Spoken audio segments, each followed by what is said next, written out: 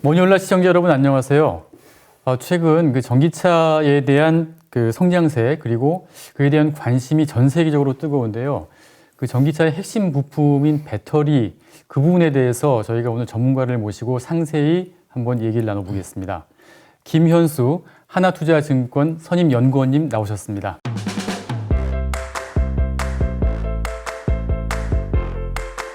안녕하세요. 안녕하세요. 안녕하십니까. 몇 개월 만에 뵙는데 네네. 그동안에도 많이 바쁘셨겠어요? 네, 뭐 열심히 돌아다니고 있습니다. 예. 자, 우선 그 배터리를 살펴보기 전에 전기차부터 먼저 봤으면 좋겠는데, 예. 일단 2020년 그 작년에 그 글로벌 전기차의 어떤 판매 대수, 그다음에 뭐 침투율 뭐 이런 걸 좀 한번 설명해 주시죠. 저희 전방 시장이기 때문에 제가 이제 배터리 섹터를 봅니다만 굉장히 이제 중요한 부분이라 계속 트래킹을 하는데요. 예.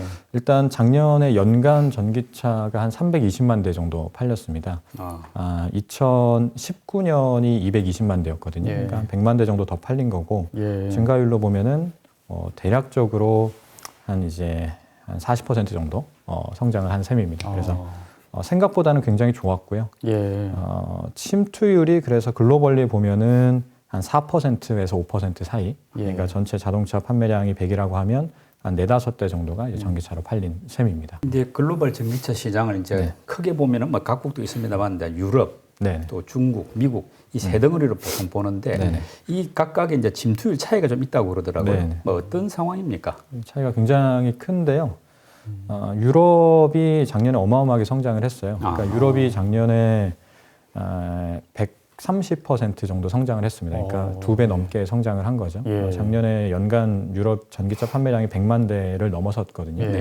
그 전년도에 50만 대가 채 안 됐었기 때문에 2배 이상 성장을 한 거고, 그러면서 유럽은 전체 자동차 판매량 중에 전기차 침투율이 이제 연간으로 보면 이제 10%를 넘어섰고요.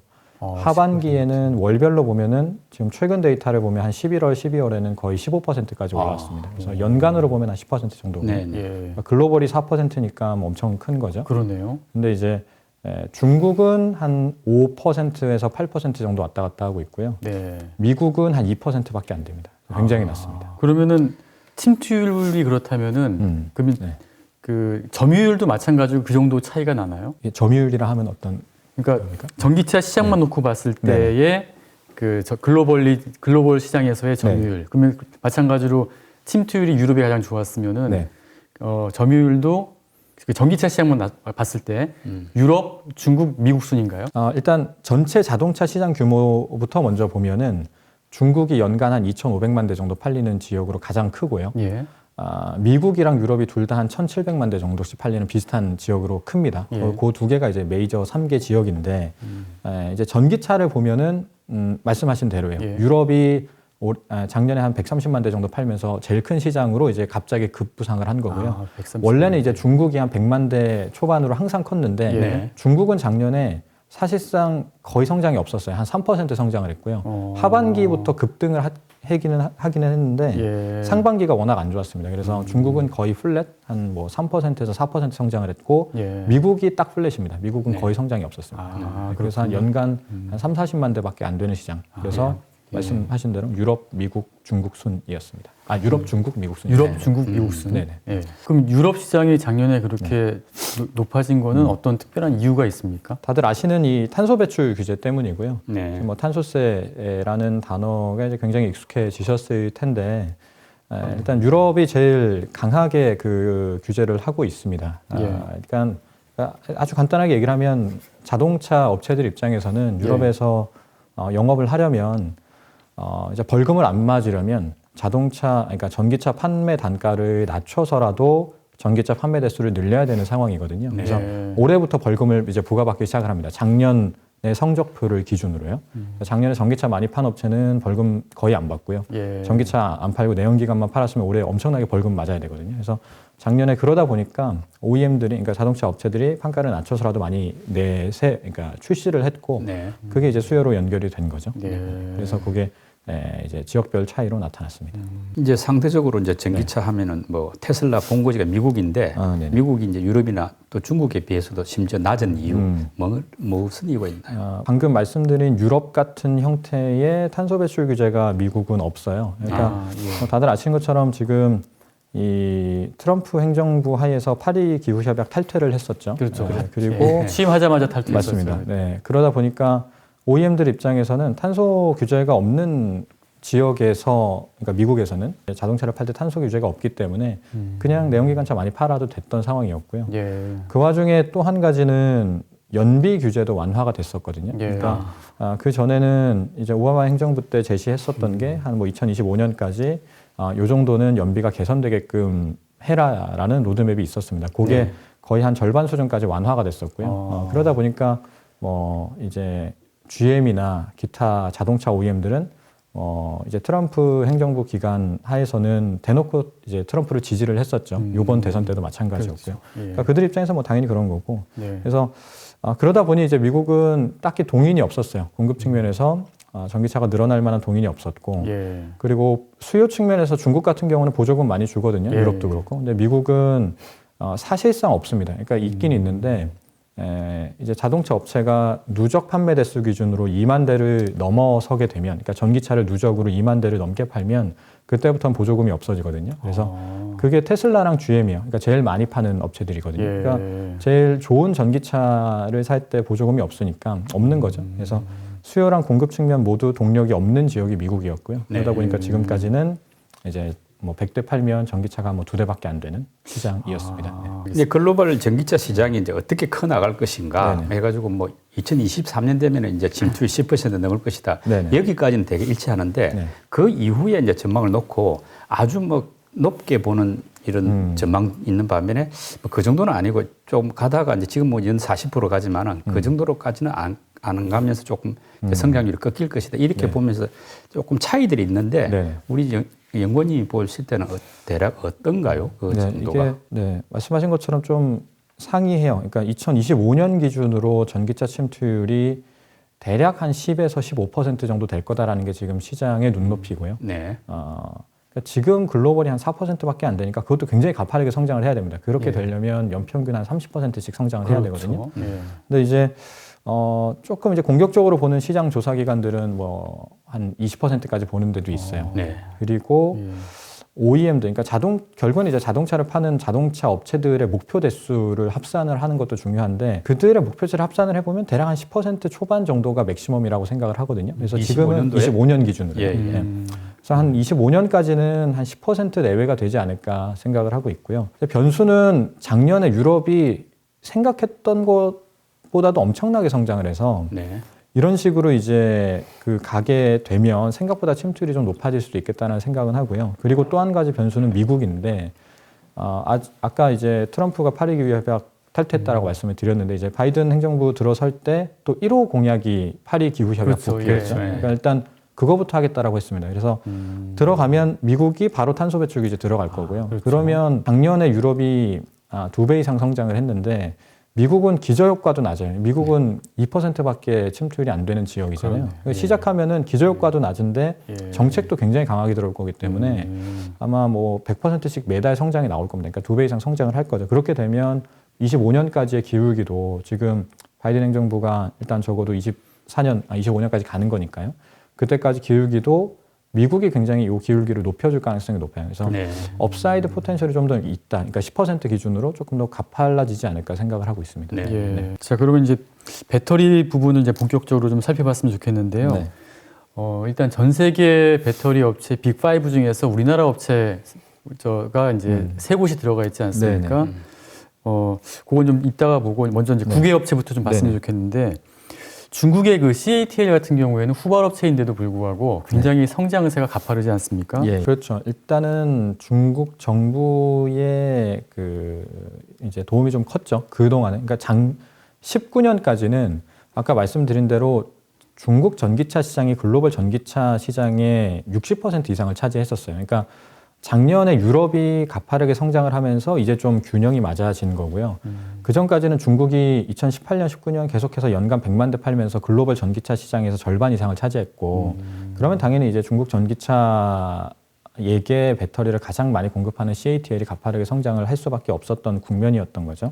그리고 CATL은 보조금을 막대하게 받습니다. 투자할 때도 마찬가지고, 그리고 출하량 기준으로도 마찬가지고요. 그러니까 뭐 디스플레이 산업에서 중국 디스플레이 업체들이 가파르게 성장을 할 수 있었던 원천 중에 하나가 보조금이었던 것처럼 CATL도 보조금을 막대하게 받고 있고요. 그 규모를 추산하기는 좀 어려운데, 그러다 보니까 이제 이미 CATL 같은 경우는 배터리를 하면서 전기차 배터리를 하면서 영업이익률이 한 10% 정도까지 나오거든요. 근데 한국 업체들은 지금 이번 4분기에 삼성 SDI가 전기차 배터리 하면서 이제 막 한 1%, 2% 영업이익률 나온다라는 게 굉장히 중요한 투자 포인트예요. 그러니까 과거 10년 동안 적자였는데, 그러니까 그럴 정도로 격차가 좀 크죠. 그래서 CATL은 일단 중국 전기차 시장이 막대한 보조금 하에서 가파르게 성장을 하는 국면에서 셀에게도, 그러니까 배터리에게도 보조금이 가다 보니까 그 기반으로 성장을 지금까지 해왔고요. 그게 지금까지의 어떤 성장 동력이었죠. 근데 이제 CATL 같은 경우가 보니 말씀대로 이제 작년 10월까지는 우리 LG화학이 1위였다가 11월 되면서 이제 CATL이 1위가 됐더라고요. 그런 정도로 이제 보면은 그 양적 성장은 확실한데 이제 문제는 기술 경쟁력이 과연 있는가? 뭐 작년에 CATL 차량에서 그 탑재된 배터리 탑재된 차량에서 화재 사건도 몇 건 있었지 않습니까? 그래서 우리 국내 업체들하고 어떤 기술 경쟁력 이 부분에서는 어떻게 비교가 됩니까? 점유율 측면에서 한 가지만 먼저 짚고 넘어가야 될 게 그 말씀하신 것처럼 작년 하반기 때 이제 엎치락 뒤치락 하긴 했는데요. 애초에 LG화학이 엄청나게 올라온 거예요. 그러니까 그 전까지 19년까지만 보면 CATL이 굉장히 그때까지도 굉장히 잘했고요. 왜냐하면 아까 말씀드린 대로 글로벌 전기차 시장의 대부분을 중국이 차지하고 있고 거기에 이제 배터리 제일 많이 넣는 게 CATL이니까 CATL은 애초에 점유율이 높았었는데요. 작년에 CATL이 누적으로 거의 플랫이에요. 거의 성장이 없었습니다. 그러니까 중국 전기차 시장 자체가 아까 플랫 정도였다라고 말씀드렸잖아요. 그러다 보니까 CATL이 그렇게 많이 성장을 하지 못했어요. 그러니까 본격적으로 이제 유럽이 성장을 하고 본격적으로 이제 테슬라가 막 중국으로 진입을 하는 국면에서 이제 전기차라고 하는 이 풀이 중국만의 시장이었다가 이제 글로벌화가 된 거잖아요. 그러니까 그러다 보니까 그 국면에서 CATL은 사실상 점유율을 그렇게 높이지 못했고요. 출하량이 그렇게 가파르게 증가하지 못했습니다. 그래서 사실 작년은 그 와중에 LG화학이 가파르게 점유율이 상승하면서 이제 LG화학이 계속 1위를 유지하다가 하반기 때 중국 전기차가 반등을 하면서 CATL이 다시 올라와서 그게 뭔가 CATL이 막 이제 치고 올라오는 것처럼 보였는데 사실은 그게 아니라 이제 LG화학이 엄청나게 치고 올라온 상황에서 이제 엎치락 뒤치락 하는 거였고요. 그런 상황에서 그 CATL 같은 경우는 기술적으로는 LFP라고 하는 인산철 배터리를 기반으로 성장을 해왔어요. 그러니까 요거는 에너지 밀도는 상대적으로 조금 낮습니다. 다만 이제 기술적인 난이도는 조금 그래도 낮아도 되고요. 대신에 이제 폭발 위험도 굉장히 낮습니다. 그래서 이제 중국 같은 경우는 이제 좀 후발 주자이기도 했기 때문에 좀 기술 진입 장벽이 낮으면서도 그리고 동시에 폭발 위험이 없다라는 장점에 조금 더 메리트를 느껴서 그동안은 LFP 배터리 위주로 성장을 해왔고요. 그러다 보니 이제 CATL은 그동안은 주로 LFP 배터리를 출하를 해왔는데 이제 말씀 주신 것처럼 이제 NCM 배터리, 그러니까 에너지 밀도가 높은 배터리도 해야 되잖아요. 언제까지 에너지 밀도가 낮은 배터리만 할 수는 없으니까요.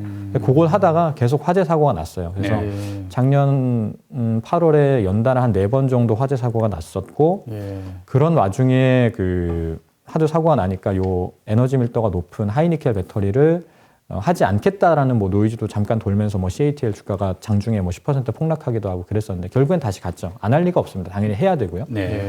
다만 이제 분명히 이런 이슈들이 발생하는 것 자체가 일단은 지금 현 시점에서 한국 배터리 업체들이 하는 이 3원계 양극재, 3원계 양극재, 그러니까 에너지 밀도가 높은 요 하이니켈 배터리 영역에서는 중국이 아직까지는 좀 경쟁 열위에 있다라고 보고 있습니다. 경쟁력이 그러니까 우리나라 업체에 비해서는 좀 떨어진다. 네, 일단 지금까지는 실제 그 3원계 배터리 시장 내에서 CATL은 의미 있는 출하량이 나타나고 있지는 않아요. 그러니까 실제 시장 데이터도 그렇고 이게 뭐 계속해서 유지가 돼서 중국은 좀 뭐 밀릴 것이다 이런 의미가 아니라 지금 현 시점에서는 그렇고 언젠가는 쫓아올 텐데 이제 초기에 이렇게 전기차 시장이 가파르게 개화하는 국면에서 지금의 기술 격차를 좀 요 장점을 극대화할 수 있는 상황이 한국 배터리 업체들에게는 조성이 되고 있다라고 해석을 하고 있습니다. 말이 나온 김에 중국 이제 배터리 업체도 뭐 네. CATL 말고도 뭐 BYD라든지 몇 개 더 있지 않습니까? 네, 맞습니다. 그런 후발주자들도 우리한테 약간 경쟁 상대가 될 수 있는 가능성이 좀 있습니까? 그렇습니다. 그러니까 애초에 CATL도 마찬가지고 말씀 주신 BYD도 마찬가지고 그 자체로서 굉장히 위협적입니다. 그러니까 일단 또 어떤 업체가 있냐 보면 한 BYD 정도예요. 나머지는 중국 로컬 업체, 작은 업체들이 많이 있는데 점유율이 뭐 의미가 없는 수준이라서 네. 사실 의미 있게 경쟁할 만한 상대는 아니고 지금 의미 있게 보는 건 한 CATL, BYD 정도입니다. LG화학이 지금 점유율이 한 24, 5% 왔다 갔다 하면서 1, 2위고요. CATL도 비슷한 수준이고 이제 파나소닉이 한 20% 정도 해요. 그래서 그 세 개 업체가 굉장히 크고요. 그리고 이제 나머지가 이제 SDI, SK이노베이션, BYD 정도거든요. 그렇게 이제 상위 6개 업체라고 보는데 BYD도 한 6, 7% 왔다 갔다 합니다. SDI, SK이노베이션도 마찬가지고요. 그래서 그런 구도에서 이제 CATL, BYD가 주로 만드는 배터리가 LFP 배터리인데 에너지 및또 개선에 한계가 있는 것은 분명합니다만 또 폭발 위험이 없다라고 하는 것도 굉장한 장점이거든요. 그래서 그러한 것 자체가 일단 어쨌든 경쟁력이기 때문에 분명히 위협적인 경쟁자라고 보고 있고요.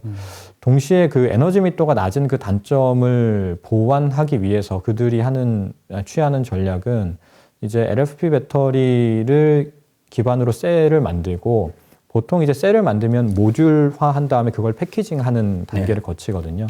일반적인 배터리 셀은요. 셀, 모듈, 팩을 거치는데 이제 그 중간중간 단계에서 여러 가지 부품들이 추가되고 생산 공정이 더 들어가게 되면서 이제 추가적인 시간이나 비용이 들어가게 되겠죠. 근데 이제 LFP 배터리의 그 에너지 밀도 개선을 위해서 모듈화하지 않고 셀에서 바로 패키징을 하는 그런 기술을 중국 진영은 개발을 하고 있고, 그렇게 되면은 조금 더 이제 개선이 가능하겠죠. 그래서 그렇게 해서 만약에 그렇게 해도 LFP 배터리가 바로 하이니켈 같은 에너지 밀도가 되냐? 그렇진 않아요. 그래도 예를 들어서 갭이 한 50이라고 하면 그 갭을 절반이라도 줄이면 폭발 위험이 낮은데 그래도 에너지 밀도가 예전에는 뭐 비교가 안 됐었는데 요즘은 그래도 조금 비교할 수 있는 수준까지 왔다라고만 해도 굉장히 위협적인 경쟁자가 될 수가 있죠. 그래서 그 부분은 굉장히 한국 업체들 입장에서도 위협이 되는 요소입니다. 그 에너지 밀도가 높다라는 거는 그만큼 주행 거리가 길다라는. 맞습니다. 에너지 밀도라 하면 이제 똑같은 무게를 실었을 때, 그러니까 똑같은 무게의 배터리를 실었을 때 얼마만큼 오랜 시간 구동을 할 수 있느냐의 의미고, 자동차에서는 그게 주행 거리로서 표현이 되는 것이죠. 그래서 뭐 스마트폰은 이제 켜져 있는 시간이 될 거고요. 그래서 에너지 밀도라 하면 이제 결국에는 배터리의 가동 시간인데 똑같은 무게를 넣었을 때, 자동차에서는 이제 1회 충전을 했을 때 몇 킬로미터를 가느냐의 싸움이고, 그래서 예를 들어서 이제 테슬라의 LFP 배터리를 탑재한 모델 3가 요즘 1회 충전 시 주행 거리가 한 400km대까지 나온다라고 이제 출시를 했는데 이제 최근에 이제 겨울에 이게 급감을 했어요. 한 거의 절반 수준까지.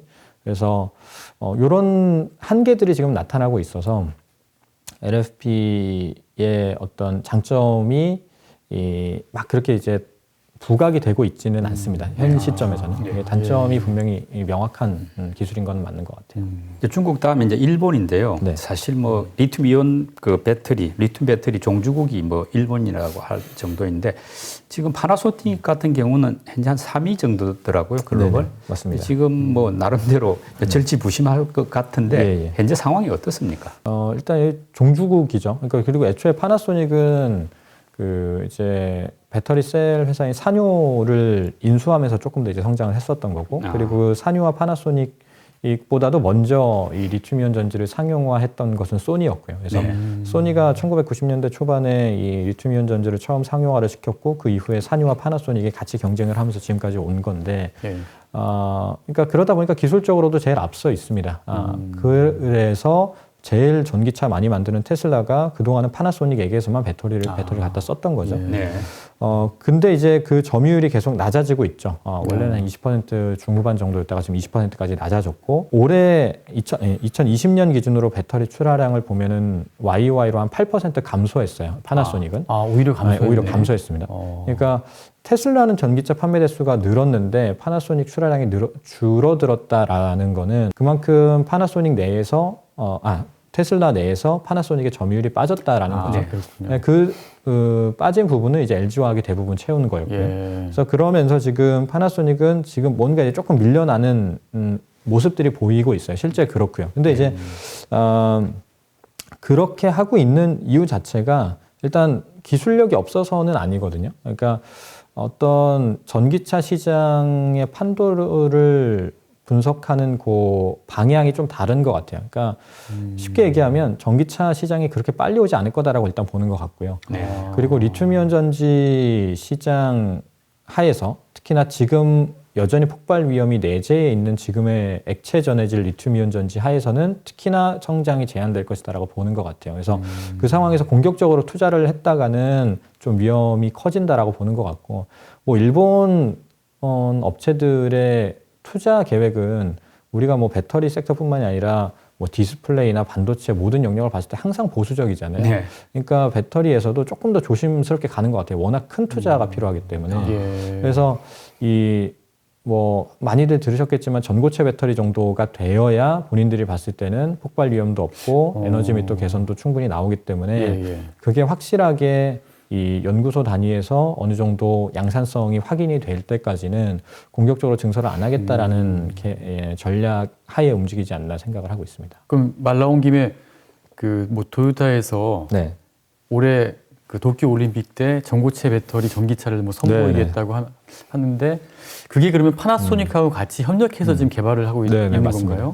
그럼 그 전고체 배터리는 상황이 좀 어떤가요? 만약에 실제로 게임 체인저가 될 수 있을 정도의 어떤 뭐 파괴력이 좀 있습니까? 일단 굉장히 중요한 기술이에요. 왜냐하면 그러니까 이게 배터리라고 하는 것은 지금 자동차 그리고 이제 그동안 이제 스마트폰에 많이 쓰였고 향후에 이제 드론에도 쓰이고 ESS에도 쓰이고 물류 시스템에 쓰이고 어마어마하게 이제 시장이 커질 텐데 이제 터지면 정말 큰일 나는 거잖아요. 그래서 폭발 위험은 정말 이 자동차 OEM들 그리고 이제 향후에 뭐 드론을 포함한 여러 가지 물류 시스템을 만드는 과정에 있는 뭐 아마존 이런 회사들 입장에서도 폭발 위험이 있다라고 하는 건 굉장히 불편한 요소거든요. 그래서 이 부분이 해소가 돼야 되고 전고체 전지는 액체 전해질에 들어가는 유기용매를 사용하지 않기 때문에 폭발 위험이 거의 없는 전지입니다. 그러니까 이론적으로.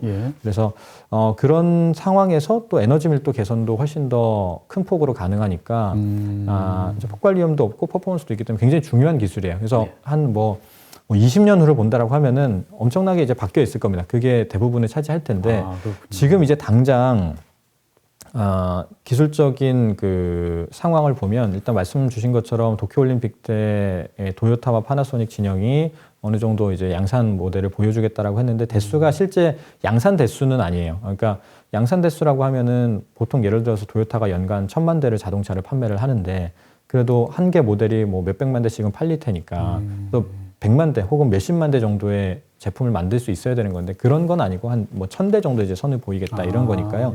지금 이제 양산은 아니고 이제 도요타가 제시하는 양산 매스 모델에 그러니까 양산 모델에 적용을 하겠다라고 하는 시점이 한 2024년 정도거든요. 2024년. 그래서 조금 이제 시간은 꽤 남았죠. 그리고 이제 제일 앞서 있는 진영이 이런 수준이고 SDI도 그러니까 삼성 종합기술연구원과 삼성 SDI도 같이 연구를 하는데 이제 제시하는 시점이 한 2027년 정도고요. 현대차도 당연히 연구를 하고 있는데 한 2030년 정도로 제시를 하고 있고 이제 여러 시장 조사 기관들도 대략적으로 2020년대 후반 정도를 보고 있어요. 그리고 지금 이게 어떤 파일럿 라인에서 연구가 진행되는 것이 아니라 여전히 연구소 단위에서 어떤 기술 컨셉으로 갈 것인가에 대해서 그냥 여러 가지 논문들 이런 것들이 나오고 있는 상황이라 아직 파일럿 수준의 테스트도 진행이 안 되고 있기 때문에 이거를 이제 연구소 단위에서 기술적인 컨셉이 확정이 되고 거기에 또 한 1, 2년 그리고 파일럿 라인 설치해서 테스트하는데 또 2, 3년 그걸 이제 양산 단계로 넘겨서 또 테스트하는데 2, 3년 생각을 해보면 2020년대 후반은 돼야 될 것 같아요. 그래서 분명히 중요한 기술입니다만 향후 10년 내에 이게 엄청난 게임 체인저가 돼서 전기차 시장에 뭔가 이제 폭풍 같은 영향을 줄 것이다. 그렇게 보기에는 좀 어렵지 않나 그렇게 생각을 하고 있습니다. 지금 이제 쭉 설명을 듣다 보니까 궁금해진 게 이 주요 배터리 업체들이 보면 다 한중일에 몰려 있어요. 유럽이라든가 미국에는 그렇게 뭐 알려지는 그런 배터리 업체가 없는 것 같은데 지금 상황이 좀 어떻습니까? 왜 그쪽에선 안 나오고 있죠? 이 배터리 산업에 진출을 하는 업체들이 그동안 없었던 것은 아니에요. 미국에서도 마찬가지고 있었고 유럽에서도 이제 전기차 시장 개화를 앞두고 먼저 이제 자동차 부품 업체들이 배터리 셀 영역에 진출하려는 시도들도 분명히 있었거든요. 근데 그게 다 실패를 했던 거고. 아, 실패를 했군요. 그리고 좀 더 근본적으로 생각을 해보면 그러면 그 전에 애초에 이제 90년대 초반에 소니가 먼저 진출을 하고 한 90년대 후반 2000년대에 삼성, SDI, LG화학이 진출할 때 그러면 유럽, 미국에서는 왜 배터리 업체들이 없었나를 생각을 해보면 애초에 이런 이제 제조의 영역에서 소재 서플라이 체인, 특히나 이제 화학 회사들 자체가 미국이나 유럽에서는 동종 영역에 그렇게 많지가 않았어요. 그래서 애초에 이제 일본이 일단 그 영역에서는 워낙 강한 업체들이 많이 있었기 때문에 일단 일본에서 그래서 먼저 앞서 나갔었던 거고요. 예. 그리고 그 이후에는 이제 본격적으로 노트북 시장 그리고 스마트폰 시장이 개화하는 과정에서 기존에 들어가 있는 업체들이 계속해서 기술 격차를 벌렸었던 거고 이제 한 2000년대에 이제 그래서 이제 90년대 후반 2000년대 전후로 해서 미국에서 그래도 배터리 시장이 커질 텐데 이제 모바일 시장도 그때만 해도 이제 커질 거라고 봤었을 때고 전기차 시장도 커질 거라고 봐서 커질 텐데 그래서 배터리 업체가 없으니까 좀 키워보자라고 해서 그때 당시에 에버레디라고 하는 회사에게 클린턴 정부에서 투자가 들어가서 전기차 배터리 만들어보자라는 시도가 있었거든요. 그 에버레디가 그 에너자이저 만드는 건전지 회사입니다. 그래서 이 업체 통해서 시작을 했었는데 안 됐죠. 그러니까 이게 뭔가 만약에 중국처럼 정말 20년, 30년에 보고 계속해서 투자를 했으면 어떻게 됐을지 모르겠어요. 그때 당시에 90년대 후반에 투자를 시작했을 때. 근데 이게 이 민주당 정부에서 미국도 마찬가지고 공화당 정부로 넘어가면서 그 투자가 바로 사라졌습니다. 그러니까 친환경 관련된 투자는 확실히 이 공화당 정부 하에서는 상대적으로 미국이 좀 보수적이었던 역사가 있기 때문에 그런 흐름들이 좀 미국에서는 반복이 됐었고요. 실제 오바마 정부 때도 A123이라고 하는 배터리 셀 회사 만들어서 투자를 하다가 이게 잘 안 돼서 중국 업체에게 매각이 됐었거든요. 그리고 이제 트럼프 행정부에서는 당연히 이제 역행을 했고요. 그러니까 그런 부분들이 계속 미국에서는 반복이 됐었고 그렇군요. 유럽은 뭐 셀 업체들이 커가는 업체는 딱히 없고 다만 이제 소재 업체는 꽤 큰 회사들이 있습니다. 뭐 양극재 회사로서 유미코라든지 그래서 이제 배터리를 만드는 회사는 애초에 초기 단계부터 일본이 좀 앞서 나갔다 보니까 후발 유럽이나 미국이 들어오는데 좀 한계가 있었고 상대적으로 일본 업체들과 좀 이제 가까운 관계를 갖고 있는 한국 업체들이 그 과정에서 후발주자로서 성장을 해왔던 거고요. 근데 지금 미국에서는 그 테슬라가 작년 배터리 데이 때 이제 내재화 직접 만들겠다 이런 걸 이제 선언을 한 셈인데 실제로 뭐 그게 될지 안 될지는 두고 봐야 되는데 현재 상황이 어떻게 진정이 돼 있는지가 좀 궁금하고 또 하나 만약에 진짜 테슬라가 세계 1위 전기차 시장 주도하는 업체가 배터리를 직접 만든다면 그 시장의 파급 효과가 클 거 아닙니까? 그 어느 정도로 예상되는지 두 가지랑 여쭤보고 싶습니다. 일단 테슬라가 지난 배터리 데이 때 제시했던 데이터 포인트 중에 의미 있는 게 2022년에 한 100기가 정도 캐파를 본인들이 직접 내재화하겠다라고 얘기를 했습니다. 100기가면 지금 LG화학이 작년에 100기가거든요. 그리고 LG화학이 아까 말씀드린 대로 시장 점유율 1위 회사잖아요. 그래서 시장 점유율 1위만큼 본인들이 배터리를 내재화하겠다라고 얘기를 한 겁니다. 근데 이제 배터리를 만들던 회사는 아니었죠. 테슬라가.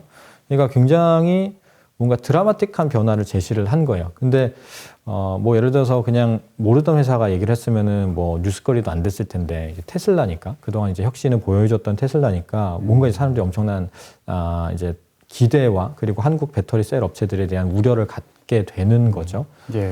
그래서 그 움직임들을 예의주시하고 있는데요. 이것에 대해서는 굉장히 이제 썰들이 많아요. 진짜 셀의 영역까지. 그러니까 아까 서두에 말씀드린 것처럼 배터리 제조 과정이 셀을 만들고 모듈화해서 패키징하는 단계를 거치는데 지금 테슬라는 모듈화하고 패키징하는 거는 해요. 그러니까 셀을 만드는 것은 안 합니다. 직접 만드는 거는. 그건 이제 파나소닉이 해주는 거고. 근데 이제 셀을 만드는 게 진짜 배터리를 만드는 것의 이제 핵심 공정인데 거기에다 이제 양극재를 어떻게 배합을 하고 음극재를 어떻게 바르고 분리막을 어떻게 세팅을 해서 전해액을 어떻게 넣느냐 이 기술이 이제 배터리 셀의 핵심인 거거든요.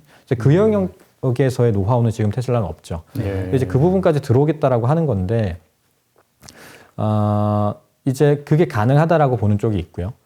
저의 생각은 지난 30년간 셀메이커들이 쌓아온 노하우를 2, 3년 만에 신생 업체가 따라잡기는 어렵다라고 생각을 해요. 상식적인 선에서 저는 생각을 하는데 뭔가 정말 뭐 드라마틱한 변화가 있다라고 하면 달라질 수 있겠죠. 네. 근데 저는 그렇게 되기는 현실적으로 어렵다라고 생각을 해서 그래서 테슬라의 그 머릿속에는 그 100기가, 2022년 100기가 그리고 중장기적으로 2030년까지 거의 한 3000기가 정도의 배터리를 직접 만들어 보겠다라고 얘기를 하고 있거든요. 그러니까 엄청난 양인데 그 과정에서 본인들이 셀의 영역까지 침투를 해서 이거를 다 A부터 Z까지 다 만드는 그림을 그리고 있다라고 생각하지는 않고요. 지금도 여전히 파나소닉과 JV를 설립해서 같이 만드는 것처럼 셀 메이커들과의 협업을 전제로 한 내재화일 거라고 생각을 합니다. 그러니까 엄밀히 보면 지금도 테슬라는 배터리를 내재화한다라고 해도 무방한 회사예요. 직접 모듈화 패키징을 하니까. 근데 이제 그걸 이제 셀까지 조금 더 침투해 보려고 하는 걸 텐데 그 셀의 영역에서 본인들이 배터리 셀의 그 설계를 한다라든지 아니면 소재 배합 과정에서 개입을 할 수는 있을 것 같아요. 근데 그거를 완전히 이제 제조의 영역에서 수십억 개의 셀을 만드는 캐파를 직접 투자를 해서 내재화하고 이거는 수지가 맞지 않을 것 같아요. 이 배터리 셀이라고 하는 게 그렇게 ROIC가 높은, 그러니까 자본을 투하했을 때 수익률이 높은 산업도 아니고요. 그래서 테슬라는 애초에 향후에 전기차 판매 대수를 늘려서 플랫폼 기업으로 성장한다라고 하는 게 중요한 성장의 포인트고, 그게 이 극대화의 중요한 방안인데, 제조의 영역에 들어와서 동아시아 업체들과 이전 투구를 하게 됐을 때 그들 입장에서 얻을 수 있는 베네핏이 그렇게 크지 않을 거라고 생각을 해요. 그래서 저는 기존 셀메이커들과의 협업을 전제로 한 내재화를 이야기하는 것이라고 해석을 하고 있습니다. 그럴 경우에는 크게 뭐 두려울 일은 없네요. 다만 이제 셀의 영역까지 침투를 하고 개입을 하고 설계도 할 거 아니에요. 그렇게 되면 우리가 취할 수 있는 마진의 폭은 줄어들 수 있겠죠.